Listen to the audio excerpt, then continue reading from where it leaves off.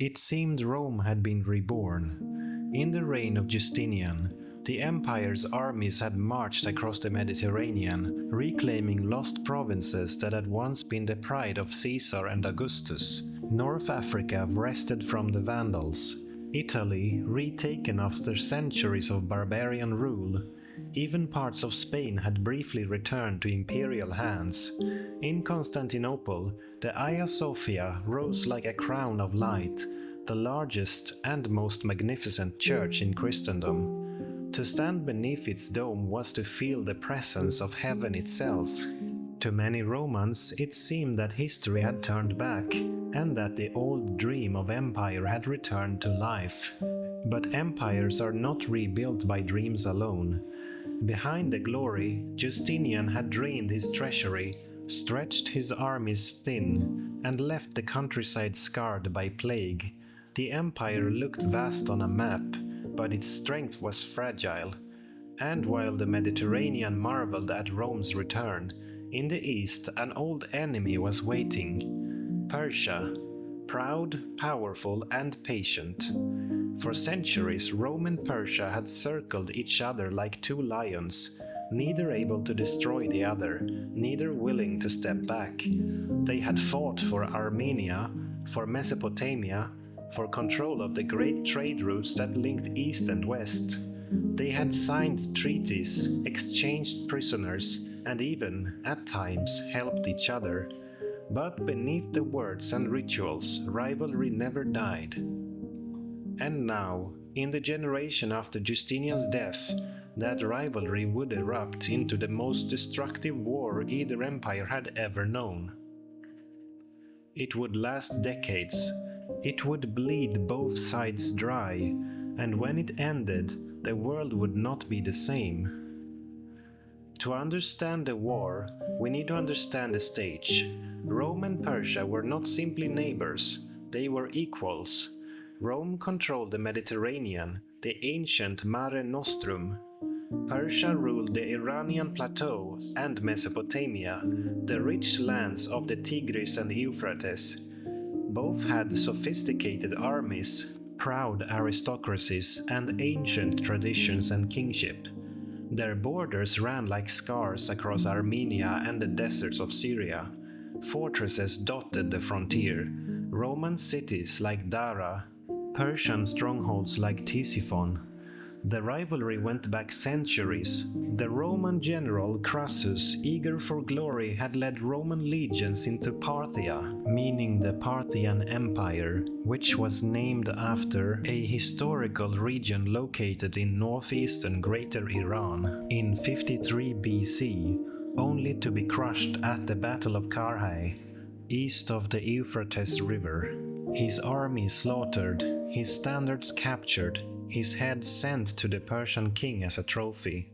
Later, emperors like Trajan and Septimius Severus had marched deep into the east, conquering Mesopotamia for a time, but never holding it for long. When the Sassanid dynasty replaced the Parthians in the 3rd century, the rivalry only sharpened. The Persians were tougher, more centralized, and fiercely ambitious. They captured Roman emperors, sacked Roman cities, and threatened Syria and Anatolia. Rome struck back in turn, but neither side could ever land a killing blow. By Justinian's time, peace was bought with money. Rome paid subsidies to keep Persia quiet in the Caucasus, while both sides focused elsewhere. But peace would not outlive Justinian. When Justinian died in 565, the throne passed to his nephew Justin II. He inherited an empire that looked strong but was stretched thin. The treasury was weakened by wars in Italy and Africa. The countryside was scarred by plague. And in the east, Persia watched, waiting. Justin was proud. He wanted to prove himself worthy of his uncle's legacy. One of his first acts was to refuse the subsidies that Rome had been paying to Persia. To him, they were humiliating. To Persia, under the wise king Khosrau I, they were part of a carefully maintained balance. The refusal was an insult. Persian armies marched. They struck at Roman fortresses in Armenia and Syria. The war spread quickly, and Rome struggled to respond. Justin himself soon became part of the problem. Chroniclers describe his mind unraveling under the strain. He raved, screamed, and wept uncontrollably. He bit servants who came too close, barked like a dog, or sat frozen in silence. Constantinople whispered that the emperor was mad. Real power passed to his general Tiberius, but the damage was done. Rome was on the defensive again. When Justin II died in 578, Tiberius II became emperor in his own right. He was capable, generous, and more balanced than his predecessor. He used his personal fortune to aid the poor, distributed food to the hungry, and won admiration in Constantinople. But generosity could not erase the empire's problems. Wars burned on multiple fronts.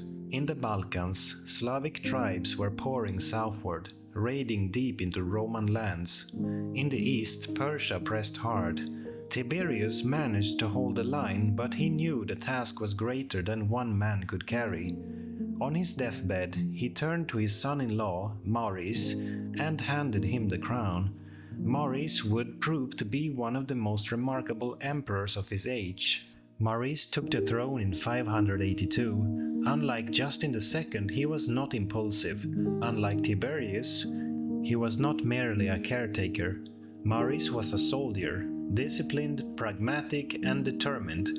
He reorganized the army, cut unnecessary expenses, and imposed discipline on the frontier. His reign was hard but effective. In the Balkans, he fought campaigns against the Slavs and Avars, trying to hold the Danube frontier. In the east, he faced Persia, and here fortune suddenly gave him a chance. In Persia, King Hormizd IV faced rebellion. His generals turned against him, and he was overthrown. His son, Khosrow II, fled for his life. Desperate, Khosrow came to Maurice. He begged for help. Maurice saw the opportunity. Roman troops marched east, fought the usurpers, and restored Khosrow II to his throne. The alliance was sealed. In gratitude, Khosrow gave Rome territory in Armenia and signed a peace treaty. For the first time in living memory, the frontier was quiet. Maurice could turn his attention elsewhere. He reorganized the Balkans, sent settlers to strengthen the Danube frontier, and tried to restore order. But his strictness made him unpopular. He cut military pay. He refused to waste money on the circus game of Constantinople. He lived frugally, like a soldier in a tent. To the people he seemed cold. To the army he seemed stingy. In 602, resentment boiled over. The army mutinied. Maurice was overthrown. The new ruler was Phocas, a brutal centurion with no noble blood. Maurice and his sons were captured. Chroniclers say that Maurice was forced to watch as his children were executed, one by one, before being killed himself. Even in the brutal world of the Roman Empire, it was a shocking act. And in Persia, Khosrow II was furious. This was not just a murder, it was the death of a man who had saved his throne. To Khosrow, Phocas was a usurper, a criminal, and Persia would have its revenge. The murder of Maurice was the spark. For Persia it was more than politics, it was personal. Khosrow II owed his throne to Maurice, and now Maurice and his children lay butchered at the hands of a usurper. Khosrow saw himself not only as an avenger, but as the chosen instrument of justice. And so, Persia's armies marched. This was not a cautious raid, not a border war, not one of those endless little conflicts that had flared for centuries. This was a storm. Persian banners advanced into Roman Syria. City after city fell. Antioch, one of the greatest metropolises of the East, was captured in 611. The shock was immense. Antioch had been taken by Persians once before in late antiquity, but never held so easily, so completely. The city of golden streets and marble colonnades was reduced to another Persian garrison. 2 years later, in 613, Damascus was lost. Roman defenses collapsed. Panic spread through the provinces. And then in 614 came the unthinkable. Jerusalem fell.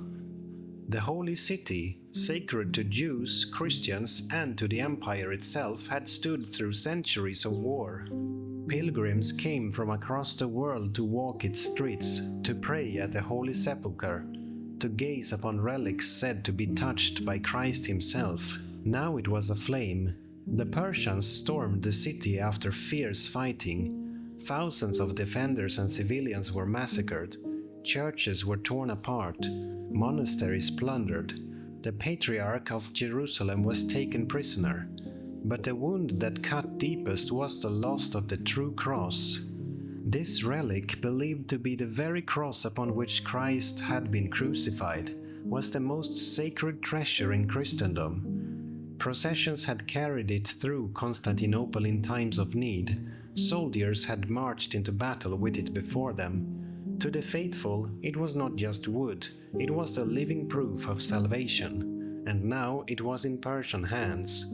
Imagine the shock in Constantinople. The empire had lost Jerusalem, yes, but more than that, it seemed to have lost the favor of heaven itself.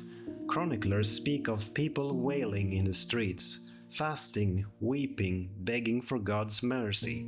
To many it must have seemed as if the end of the world had come. If Jerusalem was a spiritual disaster, what followed was a practical one. In 618, the Persians conquered Egypt.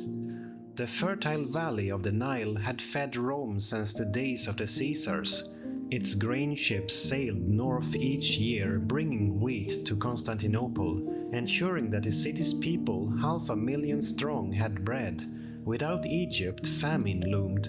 And with Egypt fell the richest tax revenues of the empire. The financial lifeline of the state had been cut. Think of it, in less than a decade, Rome had lost Syria, Palestine, and Egypt. These were not distant provinces on the edges of the map. They were the very heart of the Eastern Empire, the lands of ancient pharaohs, the cities of Alexander, the holy city of Jerusalem itself. All now Persian. The empire of Justinian, the glittering rebirth, lay in ruins. In Constantinople, despair reigned. The new emperor, Heraclius, had taken the throne in 610, but what a throne it was! A gilded seat on a sinking ship. Heraclius was young, energetic, and brave, but he inherited a nightmare. The treasury was empty, the army demoralized. The people of Constantinople rioted over food shortages. At one point, Heraclius seriously considered abandoning the city. He thought of retreating to Carthage, the city of his birth, and making North Africa the new center of empire. But something stopped him. Perhaps it was faith, perhaps it was pride, perhaps it was desperation, but Heraclius stayed, and slowly, painfully, he began to rebuild. He cut government expenses to the bone. He melted down church treasures, taking golden chalices and silver crosses to mint coins for soldiers' pay. He reorganized the army into themes, military districts where farmers became soldier settlers, tied to the defense of their own land. And most importantly, he began to cast the coming struggle not as a mere war, but as a holy cause. The Persians had stolen the cross. God's favor seemed to have deserted the Romans. But perhaps, Heraclius argued, this was a test. Perhaps the empire was being called not to despair but to rise. The empire would not go quietly. Between 618 and 622, Heraclius bided his time. The Persians controlled Syria, Palestine, and Egypt. But their armies were spread thin, garrisoning vast territories. Heraclius gathered what forces he could, trained them, and prepared for a counterstrike. The people of Constantinople must have lived those years like a long nightmare. Famine threatened, Persian armies were camped only days' march from Anatolia. Rumors whispered that Constantinople itself might be besieged. And yet, against all odds, Heraclius endured. Finally, in 622, he struck. In the spring of 622, after years of humiliation, Heraclius finally led his army east. Picture the scene, the emperor himself riding at the head of his soldiers, the banners of the empire snapping in the Anatolian wind, priests carrying icons and relics before the troops. The people had watched their empire crumble. Now they saw their emperor take the field as both general and holy warrior. Heraclius marched into Armenia, striking at Persian garrisons. The terrain was harsh. Jagged mountains, deep valleys, snow in winter and blazing sun in summer. But Heraclius knew how to fight in such conditions. His soldiers moved quickly, avoiding direct confrontation with larger Persian forces, ambushing supply trains, striking suddenly before disappearing into the hills. For the first time in years, the Romans were on the offensive. The Persian armies, spread thin across Syria and Egypt, struggled to respond. They had thought the empire broken. Now they faced an emperor who fought like a man with nothing left to lose. The campaign of 622 ended with Roman victories, and though limited, they were a spark of hope. Heraclius returned to Constantinople hailed as a savior, but he knew this was only the beginning. The war did not end in a single campaign. For the next 5 years, Heraclius waged a relentless war against Armenia and northern Mesopotamia. He struck deep into Persian territory, forcing Khosrow II to recall his armies from Syria. The fighting was brutal. Entire villages were burned. Soldiers endured freezing winters in the mountains and blistering summers on the plains. Battles raged around rivers and fortresses, with victories sometimes measured not in cities taken but in the survival of the army itself. But Heraclius had a strategy. He could not hope to match the Persians in sheer numbers. Instead, he waged war like a raider, choosing the time and place of battle, striking where Persians were weak. Slowly, year by year, he wore them down. Chroniclers describe how he inspired his men with fiery speeches, reminding them that they fought not just for land, but for the cross, for Christ, for the survival of their families. The war was framed as holy, and the soldiers believed it. Persia, once triumphant, was beginning to stumble. In 626, the war reached its most desperate moments. The Persians, allied with the nomadic Avars and Slavs, launched a bold plan. While Heraclius campaigned in the east, they would strike directly at the capital itself. A vast host gathered outside Constantinople. The Avars and Slavs attacked from the land side, while the Persians sent ships across the Bosphorus to join them. For the first time in centuries, the very heart of Rome was under siege. Inside the city, panic gripped the people. The emperor was far away. Supplies were limited. But Constantinople had one advantage no other city in the world possessed: the Theodosian walls. These colossal fortifications, triple layers of stone and towers, had stood since the 5th century. No army had ever breached them. Now they would be tested as never before. The defenders, soldiers, citizens, even monks, manned the walls day and night. Arrows, stones, and fire rained down on the attackers. Priests carried icons of the Virgin Mary through the streets, and people swore that she herself appeared upon the ramparts, protecting her city. The Persians tried to ferry troops across the water, but the Roman navy struck them down. The Avars launched massive siege towers, but the walls held firm. After weeks of fierce fighting, the allied host broke. The siege had failed. Constantinople, the queen of cities, had survived. It was a turning point. The empire had stared death in the face and endured. With his capital safe, Heraclius went on the attack. He gathered new allies, the Turkic Khazars of the steppe, and together they marched deep into Persian territory. Imagine it, Roman soldiers side by side with mounted steppe warriors, banners fluttering against the vast skies of Mesopotamia, advancing toward the very heart of Persia. The Persians, drained and divided, struggled to resist. Khosrov II had ruled with cruelty and arrogance. Now, as defeats mounted, his nobles began to whisper against him. In 627, the two great armies met near the ruins of Nineveh. The battlefield was bleak, rolling plains, winter fog, the ground hard with frost. Heraclius, despite illness and exhaustion, led his men personally. He knew this could be the battle that decided the fate of empires. The Persians struck first, confident in their numbers, but Heraclius had chosen his ground well.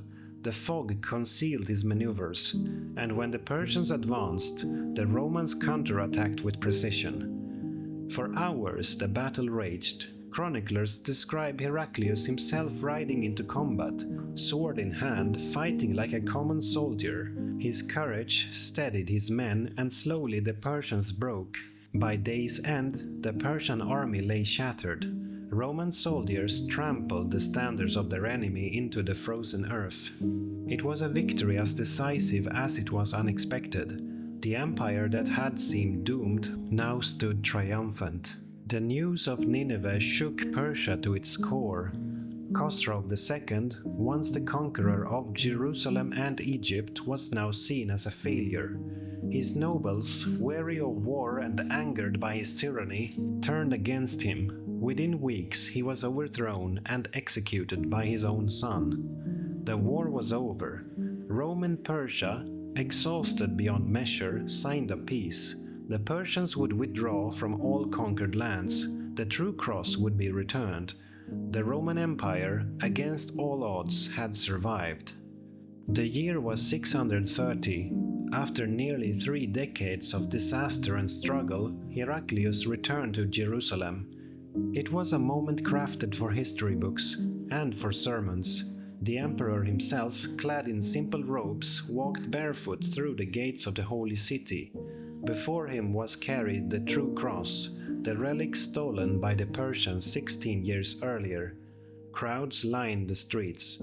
Monks and priests chanted hymns. The people wept openly as their emperor carried the cross to the Church of the Holy Sepulchre. For them this was not merely a victory, it was the vindication of faith itself. God had tested his empire and it had endured. Heraclius was hailed as a new Constantine, the equal of the first Christian emperor. Chroniclers compared him to King David of the Bible, the warrior king who defeated mighty enemies through faith and courage. And for a moment it seemed the Roman Empire was reborn again, just as in Justinian's day. But beneath the glittering ceremonies, the empire was hollowed. The wars had lasted nearly 30 years. Both empires, Rome and Persia, were exhausted beyond recognition. For Rome, the losses were staggering. Syria, Palestine, and Egypt had been occupied for more than a decade. Their cities were scarred, their fields ruined, their populations displaced. The treasury was empty. Years of melting church plate and confiscating private wealth had barely kept the armies paid. The countryside of Anatolia had been stripped bare to feed troops on campaign. Farmers struggled to recover. For Persia, the situation was even worse. Their king was dead, executed by his own nobles. The nobility was fractured, with rival princes and generals seizing power. Their armies were broken, their fortresses abandoned, their confidence shattered. Rome had won, yes, but it was a Pyrrhic victory. A triumph so costly it nearly amounted to defeat. The two great lions of the ancient world had fought to exhaustion, and in the deserts of Arabia a new predator had been sharpening its claws. While Romans and Persians bled each other dry, something remarkable had taken root to the south. In the oases and caravan towns of Arabia, a prophet named Muhammad had begun to preach a new faith. When Heraclius marched barefoot into Jerusalem in 630, Muhammad was still alive, but within 2 years the Prophet would die, leaving behind a united Arab community inspired by his message. For centuries, the Arabs had been the overlooked neighbors of the great empires, useful as mercenaries, troublesome as raiders, but never a true threat. Now, driven by faith, discipline, and the hunger of a people long excluded from the wealth of empire, they exploded outward. In 633, Arab armies struck the Persians. Within a few years, Persia collapsed completely. The Sassanid dynasty, centuries old, was swept away. The empire of Khosrow II, once master of Jerusalem and Egypt, was gone forever. The Romans resisted longer, but they too were too weak to stop the tide. Syria and Palestine fell in the 630s. Egypt followed in 641. Heraclius, once hailed as the savior of the empire, lived long enough to see nearly all his victories undone. He died in 641, a broken man, the taste of triumph turned bitter. Looking back, historians see the War of Rome and Persia as the last act of an ancient play. For 700 years the two empires had fought, sometimes in shadow, sometimes in open battle.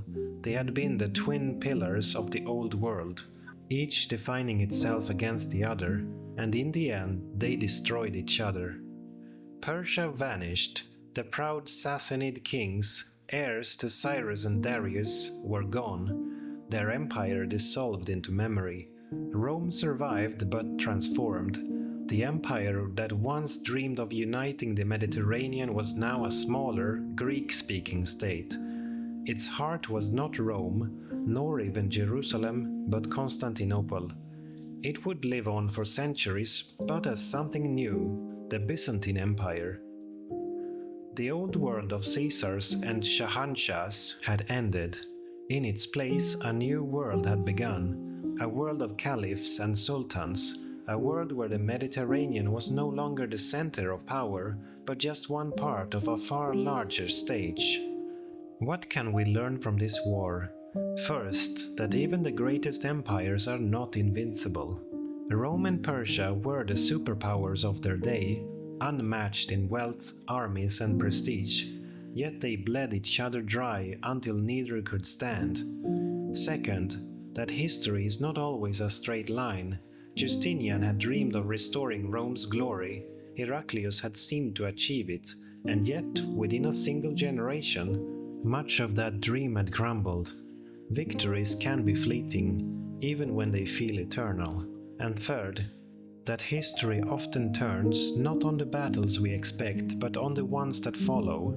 Rome and Persia fought for Jerusalem, for Egypt, for the cross itself, but their true legacy was what came after: the rise of Islam, the reshaping of the ancient world into something new. When Justinian died in 565, the empire seemed reborn. When Heraclius carried the true cross back into Jerusalem in 630, it seemed reborn again. But between those two moments stretched a generation of fire and blood. Cities burned, armies clashed, emperors rose and fell. The rivalry of Rome and Persia, centuries old, reached its climax and ended with both empires broken. This was not just another war. It was the last Roman-Persian war, the final roar of two ancient lions before the desert winds carried in a new age. It was the war that broke two empires, and from its ruins, the world we know today began to take shape.